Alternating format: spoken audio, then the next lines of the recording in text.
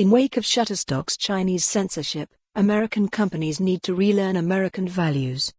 It's among the most iconic images of the last few decades, a picture of an unknown man standing before a line of tanks during the protests in 1989 in Beijing's Tiananmen Square. In just one shot, the photographer, Jeff Widener, managed to convey a society struggling between the freedoms of individual citizens and the heavy hand of the Chinese militarized state. It's also an image that few within China's Great Firewall have access to, let alone see.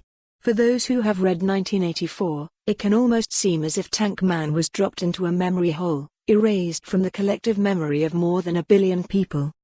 By now, it's well known that China's search engines like Baidu censor such political photography. Regardless of the individual morality of their decisions, it's at least understandable that Chinese companies with mostly Chinese revenues would carefully hew to the laws set forth by the Chinese Communist Party. It's a closed system after all. What we are learning though is that it isn't just Chinese companies that are aiding and abetting this censorship. It's Western companies too.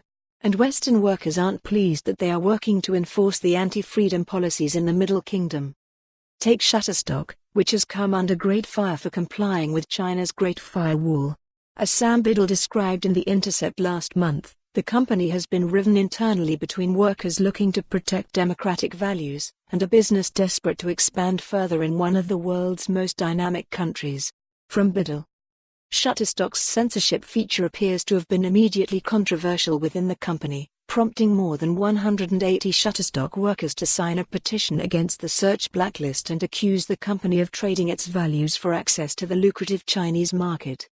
Those petitions have allegedly gone nowhere internally, and that has led employees like Stefan Hayden, who describes nearly 10 years of experience at the company as a front-end developer on his LinkedIn profile, to resign. Today is my last day at Shutterstock. I've been here for 9 years, but when an ethical dispute remains unaddressed and I have the privilege of being able to move on, and I am proud to.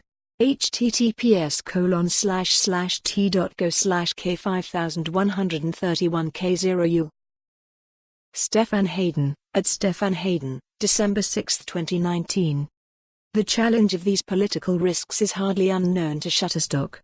The company's most recent annual financial filing with the SEC lists market access and censorship as a key risk for the company, emphasis mine. For example, domestic internet service providers have blocked and continue to block access to Shutterstock in China, and other countries, such as Turkey, have intermittently restricted access to Shutterstock. For more on this story, visit the news article link.